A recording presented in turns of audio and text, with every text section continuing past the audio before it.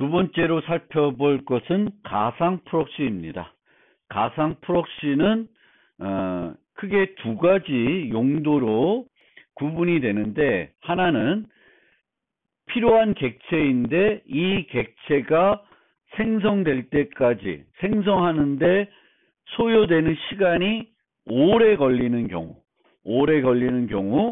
얘가 생성되는 동안 다른 프록시를 통해서 프로그램은 계속 수행되도록 해주는 그런 가상 프록시가 있고, 또 하나는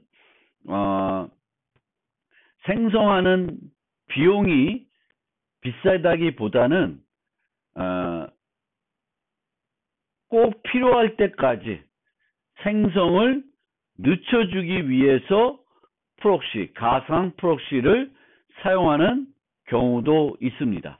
두 가지로 나누어지게 되겠고, 후자는 메모리를 전략하는 것이 목적이고, 전자는 이 객체가 생성될 때까지 뭔가 대신해주는 그런 역할을 하기 위해서 프록시를 사용하는 것입니다.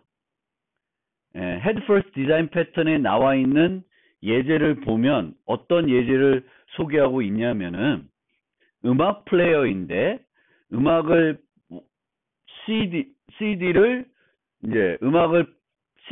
플레이해 주는데, CD의 이미지, 그 음반 이미지를 인터넷에서 검색해 가지고 보여주는 거예요. 음악을 우리가 플레이하면은 MP3 파일을 플레이한다. 그런데 이 MP3 파일에 어떤 음악인지 찾아내서 그 음악의 그 레코드, 음반의 표지를 인터넷에서 찾아서 보여주는 거예요. 그런데 인터넷에서 찾아서 보여주는 데까지는 시간이 소요되니까 그것을 실제 얻어서 보여주기까지 기본 다른 이미지를 보여주는 거예요. 이거를 가상 프록시로 소개해주고 있습니다. 비슷한 것을 제가 흉내내기 위해서 만든 것인데, 인터넷에서 어떤 이미지를 주소를 얻었어요. 그러면 그 이미지를 갖고 오는데 일정한 시간이 소요됩니다. 그 소요되는 동안에는 다른 이미지를 대신 보여주고 있습니다. 그런데 이 코드는 우리가 그런 기능이 필요했을 때 그냥 구현하는 코드와 특별하게 차이가 있지는 않아요. 가상 프록시처럼 만들어져 있지는 않습니다. 이 이미지 뷰 프록시가 실제 이미지 뷰를 대신하고 있지도 않고, 상속해서 얘는 계속 이 상태로 사용이 되는 거예요. 다만 처음에 이미지 뷰 프록시를 생성을 하게 되면은 요 이미지가 보여지게 되겠고, 실제 보여줘야 될 요 이미지는 요것이 완료가 될 때 보여주게 됩니다. 그래서 처음에 이미지 뷰 프록시 객체를 생성하게 되면은 프로그레스 짚이라는 이미지를 대신 로컬에 있는 이미지를 보여주고, 인터넷에 가서 걔를 다운로드해서 메모리에 다 로드되고 나면은 그때 보여주는 거예요. 그리고 실패를 하면, 갖고 오는데 실패를 하면은 요 이미지를 보여주는 겁니다. 실제 이클립스에 있는 코드는 요거보다는 조금 더 복잡하게 되어 있습니다. 그거는 조금 이따 보여드리겠습니다. 어쨌든 이 버전은 실제 가상 프록시를 구현했다고 보기는 어렵고, 가상 프록시로 만들 수 있는 어떤 문제라고 보시는 것이 더 맞습니다. 그러면 좀 더 가상 프록시 다운 코드를 조금 보여드리기 위해서 인터넷 검색을 해봤는데 요 예제가 하나 있더라고요. 이 예제는 객체 생성을 아까 거는 객체를 그 인터넷 예제는 그 교재에 있는 예제는 인터넷에서 검색을 해야 되니까 소요되는 시간이 길어지는 거고, 제가 만든 예제는 URL을 통해서 갖고 와야 되는데 통신에 갖고 오는데 소요되는 시간이 그 사이트의 성능 또 이미지의 크기에 따라서 달라질 수 있는 거예요. 그것을 이제 대체해 주는 건데, 이 예제는 그게 아니라 사용자가 다양한 책을 검색합니다. 근데 이 책 객체는 책의 본문 내용도 다 가지고 있어요. 그런데 사용자가 책을 브라우징 하면서 늘 헤비북이라고 하는 컨텐츠까지 갖고 있는 객체들을 생성해서 보여주는 것은 메모리 낭비가 있죠. 왜냐하면은 유저들은 모든 자기가 브라우징 하는 것에 본문 내용까지 보지는 않습니다. 겉표지와 내용만 보고 실제 보고 싶은 것들은 그 컨텐츠까지 보는 거예요. 그래서 실제 컨텐츠까지 보겠다고 했을 때 그 순간에 컨텐츠까지 가지고 오는 거예요. 그것을 대신해 주는 것이 바로 라이트 프록스북이라는 거예요. 그래서 인터넷에 있는 예제는 이런 식으로 되어 있습니다. 사용자가 컨텐츠까지 필요하기 전까지는 라이트북이라는 프록시를 통해서 사용하게 되겠고, 실제 그 사용자가 그 원 코드를 그 책의 내용까지 보고 싶으면은 이제 라이트북이 아니라 헤비북을 통해서 실제 처리하게끔 해주는 거예요. 이런 모습을 보게 되면은 어떻게 되냐면은 라이트북을 쓰다가 시점이 되면은 얘는 없어지고 헤비북을 사용하는 형태로 바뀌는 것처럼 이제 되는데, 실제는 원래는 가상 프록시는 그렇지는 않습니다. 그러니까 코드는 원래는 실제 코드 모습은 그렇게 되어 있진 않고, 이 예제에서도 라이트북을 헤비북으로 바꿀 이유는 없어요. 어떻게 실제 가상 프록시를 활용하면 되냐면은 코드로 대략적으로 이 예제를 코드화하면은 북이라는 게 있고요. 북. 여기에는 뭐 제목 등 다양한 정보들이 있어요. 그리고 그 책의 실제 내용까지. 이거는 되게 양이 많겠죠. 그 양들은 여기 컨텐츠라는 것에 별도 유지하고 있는 것입니다. 그러면 나머지 정보들은 다 로드 돼가지고 얘가 유지하고 있고, 여기서 뭐 get title, 뭐 get author 하면은 다 정보는 줘요. 그런데 view content라는 요 메소드가 실행이 되기 전까지는 이 컨텐츠는 널로 유지되는 거 있는 거예요. 널로. 아니면은 널로 유지되는 게 아니라, 제가 잠깐 착각하고, 널이 아니라 컨텐트 프록시로 설정해 놓는 거예요. 컨텐트 프록시로.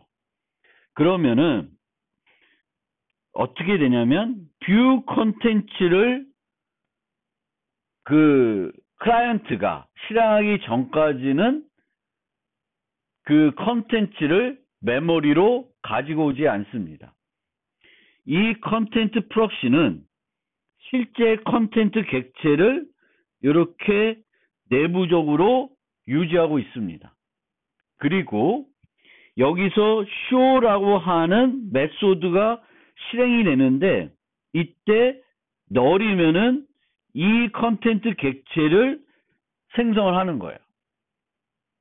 그리고 이 객체는 실제 생성이 되면은 DB에서 컨텐츠들을 갖고 와서 볼 수 있게 해줍니다. 그러니까 이런 식으로 구성이 된 게 가상 프록시이고요. 이 프록시는 계속 존재를 하고 있는 거예요.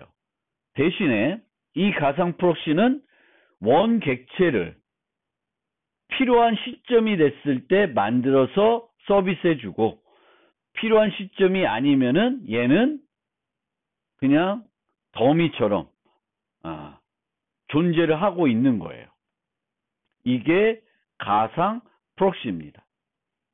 얘는 언제 로드가 되든 원래대로 만들어져 있는 거예요. 원객체는. 그리고 이 원객체에 로드되는 시점, 그 시점을 요 프록시가 해주는 것입니다. 그리고 이 컨텐츠가 필요한 북은 얘를 처음부터 유지하고 있는 게 아니라 이 북은 컨텐트 프록시를 유지하고 있는 형태로 코드가 구성이 되어 있는 거예요. 이렇게 만드는 것이 실제 가상 프록시의 모습이 되겠습니다. 두 번째 용도의 모습. 메모리에 로드되는 거를 늦추는 그 용도의 가상 프록시이고, 첫 번째 용도에서는 좀 코드로 보여드리기에는 잘 못 만들겠어요. 어떻게 만들어야 될지 모르겠는데, 물론 이 이미지 뷰 프록시를 처음부터 제가 만들면은 프록시까지 쓰게끔 뭔가 만들 수도 있을 것 같은데, 그러니까 뒤에 이 책 예제를 여기에 적용을 해보면은 실제 요 이미지를 프록시화해야 되는 거죠. 이미지를 프록시화해야 되는 거고, 그러면은 처음에는 이 자체는 프록시를 갖고 그러니까 이 이미지 뷰가 프록시 이미지를 갖고 있게끔 하고, 그 프록시 이미지를 원 객체로 바꾸는 그것들을, 다양한 프록시들을 만들어 놓을 수 있는 거죠. 인터넷에서 검색하는 그런 프록시가 있고, 로드 될 때까지, 주소를 주면은 로드 될 때까지 다른 걸로 보여주는 그런 프록시가 있는 거고, 그런 것들 형태대로 만들게 되면은 실제 프록시처럼 만들어지는 거죠. 즉, 얘가 프록시가 아니라 이 안에 이미지가 이제 어떻게 프록시화가 돼야 되는 예제로 보시면 되겠습니다. 요 가상 프록시에 대해서도 간단히 예를 보고 오겠습니다.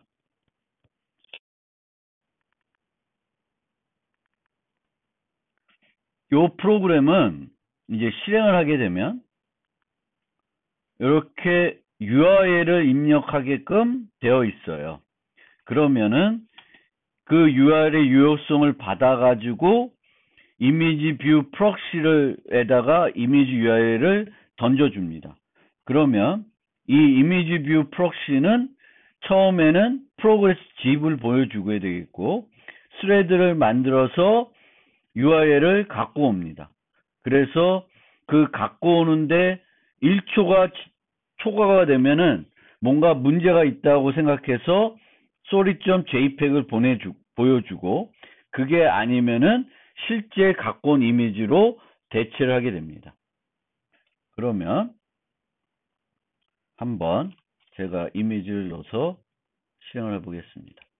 그러면은 처음에 빙빙빙빙 돌다가 프로그레스 집이 보여주다가 이렇게 이미지를 바꿔서 보여주게 되겠습니다. 이게 이제 가상 프록시의 예제로 만들어 놓은 건데, 실제 가상 프록시라고 보긴 힘들고, 가상 프록시가 하는 어떤 목적, 목적에 부합되는 코드다. 이렇게 보시면 되겠고, 실제적인 가상 프록시의 형태는 아니라고 보시면 되겠습니다. 특히 얘가 이미지 뷰의 가상 프록시는 아닌 거죠. 뭐 볼 수도 있나요? 하여튼 그렇습니다. 그러니까 전형적인 형태는 아니에요. 그러니까 가상 프록시가의 목적에는 맞는 형태의 코드인데 가상 프록시의 코드 무엇을 하고 있냐? 인터페이스를 원객체를 대신해주고 있고, 이 원객체가 준비될 때까지 뭔가 대신해주는 그런 형태의 부합되는 코드인지는 정확하게는 좀 자신이 없습니다.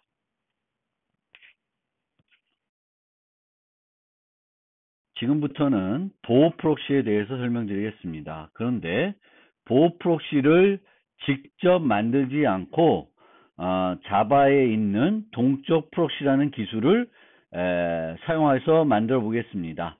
이 동적 프록시 기술은 내부적으로는 자바의 리플렉션 라이브러리를 이용하는 거고, 보호 프록시를 우리가 직접 구현하는 것이 아니라 어떤 식으로 동작하는지를 우리가 알려주게 되면은 그 보호 프록시를 자바가 대신 만들어주게 됩니다. 그러면 어떤 응용을 이 기술을 적용해 볼 거냐 하면은 커플 연결 응용입니다. 그래서 사용자들이 있는데 다른 사용자들은 다른 사용자의 평판을 평가할 수 있고, 자신은 자신의 평판을 평가할 수는 없습니다. 그래서 이 set 메소드는, 그러니까 홍길동이라는 사용자의 객체 정보예요. 그러면 홍길동이 자신의 객체를 접근하면은 이 8개의 메소드 중에 7개는 사용할 수 있어야 돼요. 그런데 다른 사용자가 얘를 접근하면, 홍길동이 아닌 사용자가 얘를 접근하면은 사용할 수 있는 메소드는 이 4가지의 get 메소드하고 set or hot rating 메소드, 평가를 할 수 있는 메소드 5개를 사용할 수 있도록 해줘야 돼요. 따라서 이들은 모두 외부에서 접근을 해야 되기 때문에 모두 퍼블릭으로 만들 수밖에는 없습니다. 그런데 퍼블릭으로 만들게 되면은 모든 객체들이 다 접근을 할 수 있게 되는 거죠. 그래서 어떤 클라이언트냐 따라서 접근할 수 있는 것을 제한하고 싶으면은 보호 프록시를 만들어 줄 수 있습니다. 그러면 실제 어떤 식으로 만들 수 있냐면은 이런 식으로 우리가 직접 만들 수 있습니다. 그 객체를 내부 멤버로 유지를 하고 쓸 수 있는 거, 오너니까 오너는 그 get, set 다 되는데 얘만 안 돼요. 얘는 이렇게 비메소드로 정의하거나 예외를 발생하게끔 하면은 됩니다. 그러면 이 person 객체 아니면 person implementation 객체가 있으면은 이 객체를 접근할 때 owner proxy를 쓰거나 non-owner proxy를 써야 되는 거예요. 직접은 누구도 접근 못하고 둘 중에 하나를 이용해서 접근하게 하는 건데, 이 owner proxy를 이용하게 되면은 이 메소드는 사용할 수 없고, 얘가 이 owner가 아닌 다른 요 non-owner proxy를 접근하게 되면은 4개의 get 메소드와 set or hot rating 메소드를 사용할 수 있도록 만들 수 있습니다. 이 구조는 장식 패턴하고 매우 유사한 거죠. 근데 이 보호 프록시의 경우에는 바이패스 하는 건 있고요. 안 하는 건 있지만 여기에 뭔가 추가적으로 뭘 하는 그런 기능은 보호 프록시에는 들어가진 않아요. 순순히 접근 제어만 하는 프록시입니다. 할 수 있냐? 없냐? 그것만 구분하기 위해서 프록시를 만들어서 사용하고 있습니다. 그런데 이렇게 우리가 직접 만들게 되면은 만드는 것이 메소드가 많으면 번거로울 수가 있습니다. 그래서 좀 더 간편하게 그거를 만드는 방법으로는 자바의 경우에는 동적 프록시 기술을 사용할 수 있습니다. 그래서 invocation handler라는 걸 정의하고 이 핸들러에서 어떤 메소드들을 접근할 수 있는지를 알려주면 돼요. 코딩을 해서 알려주면 되겠고, 우리는 그러면 쓸 때는 이 적절한 인보케이션 핸들러를 이용해서 프록시를 생성한 다음에 그 프록시를 이용해서 접근을 하면 됩니다. 실제 코드를 보여드리면은 요게 인보케이션 핸들러의 예인데 오너 프록시를 만들어주는 인보케이션 핸들러예요. 그래서 원래 만들듯이 똑같이 만들듯이 생성자는 차이가 없습니다. 원래 객체를 유지하는 거예요. 이렇게 유지를 합니다. 그 다음에 여러 개의 메소드가 있으면 여기는 그 각각 메소드에 대해서 허용할지 허용하지 말지를 결정해서 코딩을 해야 되는데 이 경우에는 이제 invoke라는 메소드를 하나 만들면 됩니다. 그래서 요 내부적으로는 reflection library를 쓰게 됩니다. 동적으로 클래스에 어떤 메소드들이 선언되어 있는지를 정보를 얻어오고 그 정보를 바탕으로 해당 메소드를 실행합니다. 그러면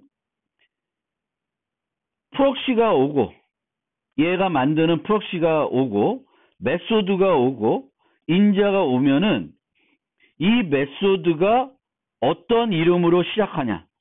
오너는 get은 다 허용이 되는 거죠. 그래서 통과시키고요. 메소드 실행해 주고요. starts with set or hot not rating이면 요 이름이면은 예외를 발생해 주고 그 다음에 나머지 set으로 시작되는 애들들은 또 허용을 해줍니다. 이렇게 인보케이션 핸들러를 만들고 실제 사용할 때는 이 인보케이션 핸들러를 에다가 실제 객체, 원 객체를 넣어서 생성을 하는데 이때 생성할 때 proxy.new proxy instance라고 하는 메소드를 이용해서 프록시 객체를 만들게 되겠고 이때 invocation handler랑 person class의 정보들을 이런 식으로 줘야 돼요. 주게 되면은 프록시를 만들어 주게 됩니다. 그러면 우리는 여기서 준 이 프록시를 실제 객체와 동일하게 이용하면 되겠고 이용할 때 내가 이용할 수 없는 메소드를 이용하게 되면은 예외가 발생을 합니다. 그래서 이런 식으로 오너를 프록시 얻어서 여기서 쓰면은 얘를 쓰나 쓰는 방법은 차이는 없습니다. 동일하게 쓰면 되는데 얘를 통해서 쓰면은 제한이 되는 거고 그 제한이 되는 메소드를 실행하게 되면은 예외가 발생하게 되겠습니다. 이게 보호 프록시입니다. 보여드린 코드를 이클립스를 통해서 조금 더 살펴보면은 모든 메소드들이 그 선언되어 있는 인터페이스를 하나 만들고 그 다음에 이제 두 개의 인보케이션 핸들러를 만드는 거예요. 그러면은 우리가 여러 종류의 프록시를 만들려면은 그 수만큼의 인보케이션 핸들러를 만들어줘야 되는데, 이 인보케이션 핸들러에서는 인보크 메소드만 정의해주면 돼요. 그리고 이 인보크 메소드를 좀 쉽게 만들기 위해서는 메소드 이름들이 잘 좀 쉽게 구분할 수 있게, 여기는 get 아니면 set으로 다 시작하죠. 그럼 get들은 다 허용하기가 쉽고 set들도 다 허용하기가 쉽게끔 되어 있어요. 그래서 그런 식으로 원래 우리가 접근해야 되는 인터페이스 이름들을 잘 만들어 놓으면은 요 인보크를 정의하는 게 쉬워집니다. 그래서 get, 그러니까 non-owner는 get 되고 set or hot not rating 평가는 할 수 있지만 수정, 그 정보를 수정을 못하게 되겠고요. owner는 get은 되고 set or not rating은 안 되고 set은 되고, 이런 식으로 만들어 놓고 실제 person implementation이 있고요. 여기 implementation이 있고, 테스트에서는 두 가지 owner 프록시를 얻어오는 코드, non-owner 프록시를 얻어오는 코드. 여기에서 두 개가 달라지는 거는 여기에 이제 뭘 쓰고 있냐, 어떤 인보케이션 핸들러를 이용해서 프록시 객체를 만드냐. 그러면 이런 식으로 프록시 객체를 얻어와서 쓰면 돼요. 상진인데 오너인데 요 세 개는 될 거고, set or not rating은 에러가 날 것입니다. non-owner의 경우에는 set interest는 안 되겠죠. 평판은 바꿀 수 있어도. 그래서 요 예외들이 각각 요거랑 요거를 실행할 때 나타나고 있습니다. 이것이 이제 보호 프록시이고, 보호 프록시는 우리가 직접 만들 수도 있지만 그거의 이제 번거로움을 없애는 방법으로 인보케이션 핸들러를 만들 수도 있는데, 그냥 만드는 것도 그렇게 어렵지 않을 수도 있어요. 만약에 추상 프록시를 하나 만들어 놓고 모두 허용하지 않게 만든 다음에 이제 허용할 것만 허용하도록 오버라이드 해 놓으면 이제 조금 더 코드 중복은 제거하는 형태로 만들 수도 있을 것 같습니다. 뭐 어떤 것이 더 편한지는 한번 코드를 보고 생각해 보시면 되겠고, 일반적으로는 이렇게 보호 프록시를 만들지 않고 그 상황에 따라서 아마 코드에서 해당 코드들을, 김상진이 접근했는데 김상진 객체를 만지면은 그 코드는 수행을 안 하겠죠. 그 흐름상 수행을 안 하게끔 할 텐데, 어떤 프로그래밍 과정에서 이렇게 보호 프록시를 만들어 놓으면은 엉뚱하게 뭔가 하는 것들을 막을 수 있는 그런 어떤 프로그램의 강건성을 높이는 어떤 방법으로도 활용할 수가 있겠죠. 보호 프록시를.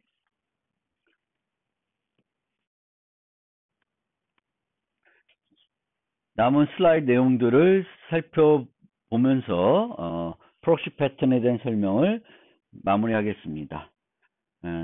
동적 프록시에서 동적이라는 여기에서의 개념은 프록시 클래스를, 프록시 객체를 동적으로 만들어준다는 개념이고요.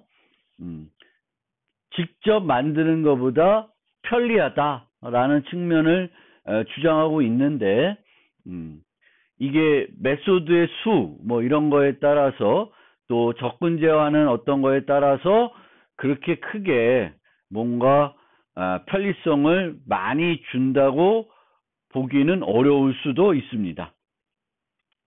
그리고 여기서 이 자체가 프록시가 아니라는 것 꼭 기억해 두시면 좋겠고, 이 인보케이션 핸들러는 프록시를 정의하기 위한 어떤 그 정보를 갖고 있는 클래스가 되겠습니다. 그 다음에 기타 프록시로 여기에 소개되는 거는 스마트 프록시입니다. 객체를 접근하게 되는데 접근하기 전에 접근과 관련된 어떤 사전 처리를 해주는 것이 이 스마트 프록시이고요. 요 두 개는 다중 스레드 환경과 관련되어 있는 것이고요. 얘는 조금 다른 기능을 하는 프록시가 되겠습니다. 다중 스레드 환경에서는 외부에서 클라이언트들이 접근할 때 동시에 접근하게 되면은 문제가 발생할 수 있습니다. 따라서 멀티 스레딩의 문제들, 그 다중 스레드의 문제를 막기 위해서 메소드의 실행들을 동기화해야 되는데 이 클래스를 만들면서 이 클래스 자체를 동기화할 수 있게끔 거기에 동기화 기능을 다 넣는 거는 응집성 측면에서 바람직하지가 않죠. 그래서 그 동기화에 필요한 것들은 synchronization proxy에서 만들어 놓으면은 스레드들이 이 synchronization proxy 통해서 원 객체를 접근하게 되면은 다중 스레드 환경에서도 문제가 없이 동시 접근할 수 있는 건 허용하고 동시 접근이 안 되는 것은 다른 스레드의 접근이 완료될 때까지 접근을 못하게 막아줄 수 있습니다. 그게 synchronization proxy가 되겠고, copy on write proxy는 요거는 그 목적은 가상 프록시와 조금 비슷합니다. 메모리 전략이 목적이 되겠습니다. 다중 스레드 환경에서 다른 스레드가 데이터를 추가 삭제를 못하게 막고 특정 컬렉션부터 데이터를 연속적으로 추출하고 싶어요. 즉 한 데이터가 컬렉션이 있어요. 뭐 내부적으로 배열이 됐든 연결 구조로 되어 있던 자료 구조가 있습니다. 그런데 여러 유저들이 이 자료 구조에서 데이터를 갖고 올라 그래요. 그런데 한 클라이언트가 얘에 접근하는데 나는 현재 상태로만 쓰고 싶은 거예요. 내가 얘를 쓰고 있을 때 다른 애들이 수정하는 거는 못하게 막고 싶습니다. 그러면은 synchronization proxy 같은 걸 써서 이 전체를 락 걸어주면 됩니다. 잠금을 해주는 거예요. 그러면 모든 애들이 접근이 안 되는 거예요. 그래서 이 방법은 별로 좋은 방법이 아닌 거죠. 그러면 이 문제를 해소하는 방법으로 이 자료 구조에 대한 리드만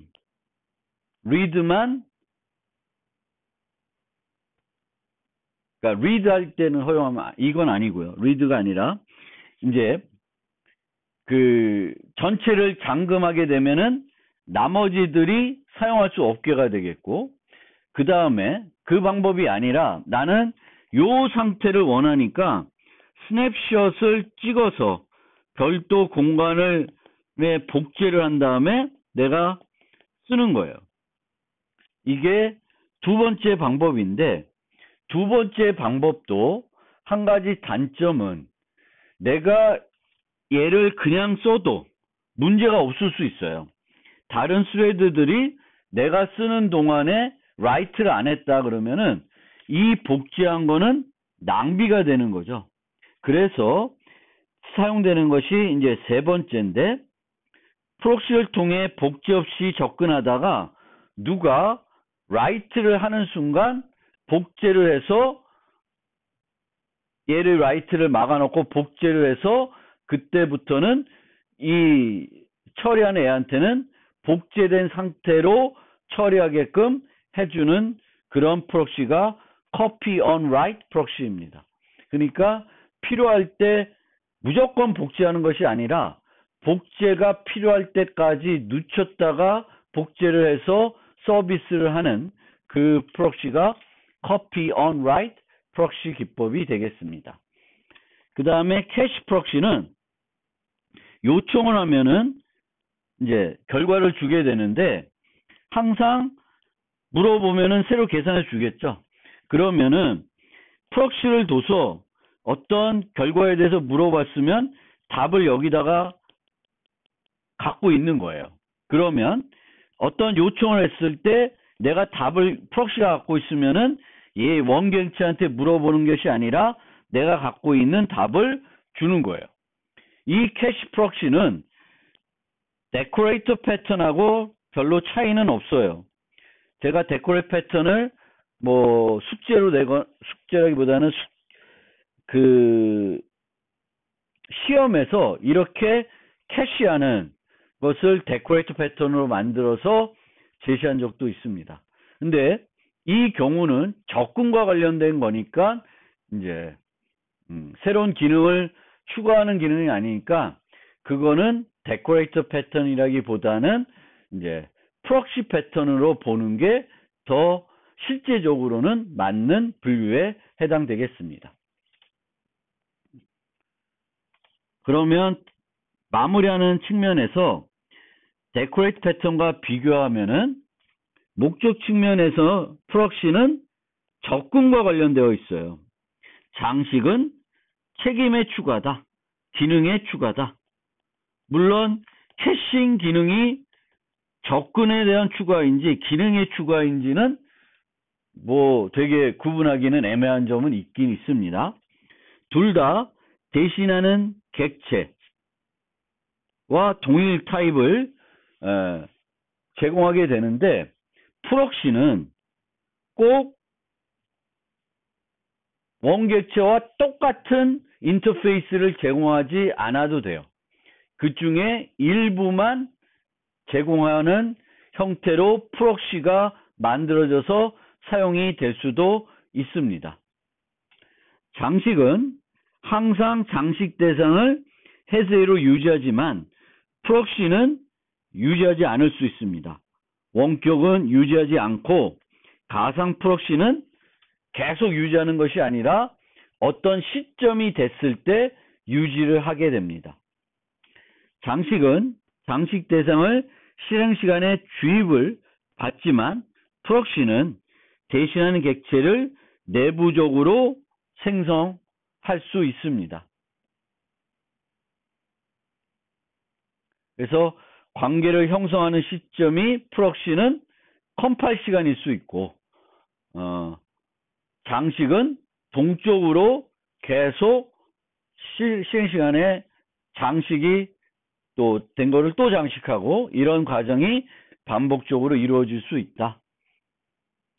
프록시 패턴에서 보통 클라이언트는 대신하는 객체를 인지하지 않고 나는 이게 원객체를 쓰는 거야, 프록시를 쓰는 거야 모르고 사용할 수 있는데 장식 패턴에서는 보통 클라이언트가 직접 원하는 기능을 위해서 장식해서 쓰는 형태가 많이 있습니다.